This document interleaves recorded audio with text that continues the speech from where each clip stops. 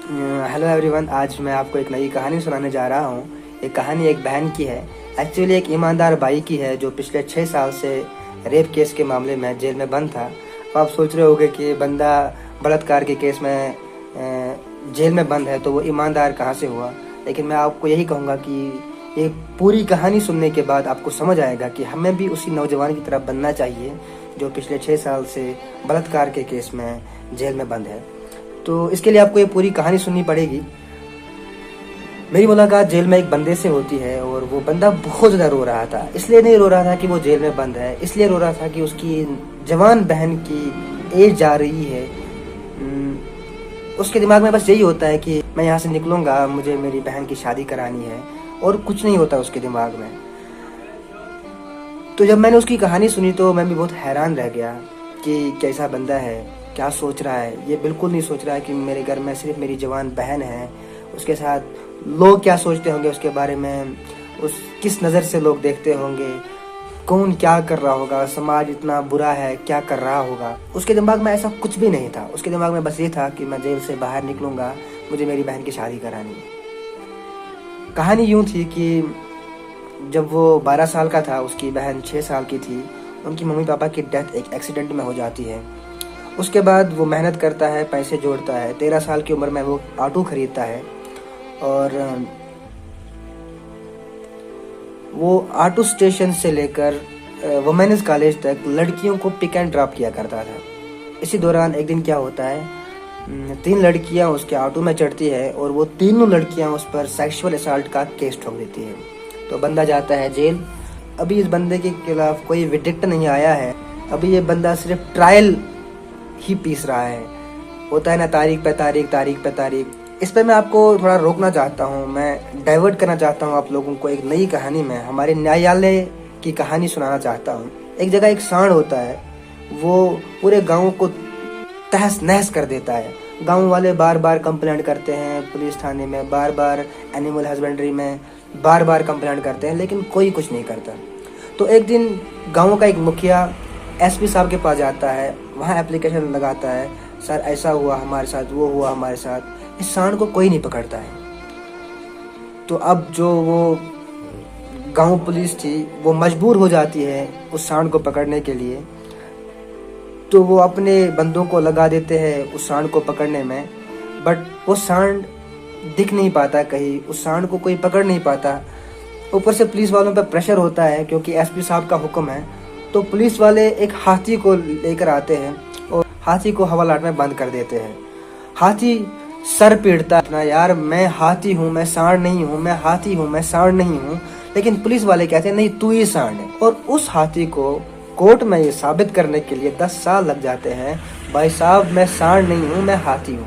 ये हमारे न्यायालय की कहानी है। तो वही उस बंदे के साथ हुआ था जो पिछले 6 साल से तारीख पे तारीख, तारीख पे तारीख, तारीख पे तारीख दे रहा था। और उम्मीद थी कि मैं एक दिन वापस निकलूंगा, मैं अपनी बहन की शादी ज़रूर कराऊंगा। और बाकी उसे कोई टेंशन ही नहीं थी, बाकी उसे कोई खौफ ही नहीं था, बाकी उसे कोई डर ही नहीं था कि मेरी बहन क्या कर रही होगी, किसके साथ होगी, दुनिया क्या सोच रही होगी उसके बारे में। बिल्कुल ऐसा कोई ख्याल ही नहीं था उसके दिमाग में। तो एक दिन जब वो जेल से बाहर निकल जाता है तो पता चलता है कि उन लड़कियों ने उस पर झूठा इल्ज़ाम लगाया था। क्यों लगाया था आपको पता ही है, आजकल पैसों का तो चक्कर चलता है। तो वो बंदा जेल से बाहर निकलता है। जेल से बाहर निकलते ही वो अपनी बहन को देखता है। उसकी बहन उसे गले लगा कर कहती है, मेरे भाई आपने सोचा होगा कि मेरी बहन को लोगों ने गलत नज़र से देखा है, मेरी बहन के साथ पता नहीं किसने क्या किया होगा, लेकिन आप ये यकीन नहीं करोगे। भाई कहता है बस रुक जा, इतना ही बोलो, मुझे समझ आया कि आप बोलना क्या चाहती हो। आप ये बोलना चाहती हो कि मेरी बहन के साथ किसी ने गलत नहीं किया, गलत नज़र से नहीं देखा। मैं जानता हूँ ये आपकी कोई मेहरबानी नहीं है, ये मेरे अल्लाह की मेहरबानी है, जिस रब ने मुझे ऐसा दिमाग दिया कि मैं पिछले 10 साल से लड़कियों को पिक एंड ड्रॉप किया करता था, लेकिन आज तक मैंने किसी लड़की के चेहरे को देखा ही नहीं है। मेरी बहन, ये तुम्हारा कमाल नहीं है, ये कमाल मेरा है और मेरे रब का है। मेरे रब ने फरमाया है अगर तुम किसी की बहन को गलत नज़र से नहीं देखोगे तुम्हारी बहन की तरफ कोई हिम्मत ही नहीं करेगा गलत नज़र से देखने के लिए। वो बहन जो पिछले 6 साल से मोहल्ले के हर घर में गई थी, मोहल्ले के हर घर में रह रही थी, हर एक लड़का उसे अपनी बहन समझता था, जबकि उन्हें पता था कि उसका भाई रेप केस के मामले में जेल में गया था। लेकिन अल्लाह ताला ने उनकी आंखों को, उनके दिमाग को, उनके दिल को इतना साफ व शफाफ किया, जब भी वो लड़की उनके घर दाखिल होती थी वो बस ये समझते थे कि ये हमारी बहन है। क्योंकि उसके भाई ने 10 साल लड़कियों को पिक एंड ड्रॉप किया। 10 साल में उसने किसी भी औरत के चेहरे को देखा नहीं था, क्योंकि उसके दिमाग में ये था, अगर मैं किसी की बहन को गलत नज़र से देखूंगा, शायद मेरी बहन को मुझसे पहले ही देखा गया होगा। तो इस कहानी से सबक ये मिलता है दोस्तों, हम सबको चाहिए कि दूसरी औरत को, दूसरी लड़की को ये समझना कि ये भी किसी की माँ बहन है, और हमारी माँ बहन की भी वही कदर होगी, वही इज्जत होगी, वही रेस्पेक्ट होगी। तो कहानी का मकसद यही था कि हमसे बहुत सारी गलतियाँ हुई होंगी। अल्लाह कहता है कि मेरे बंदे, मुझे वो बंदा पसंद है जो गलतियाँ करता है और गलतियाँ करने के बाद मेरे सामने आके मुझसे माफ़ी मांगता है। और हमारे बुजुर्ग भी यही कहते हैं कि अल्लाह को वो पसंद आता है वो बंदा जो जवानी में तौबा करे, जवानी में अपने रब को याद करे, जवानी में अपने रब से कहे, रब्बा मुझसे गलती हुई है।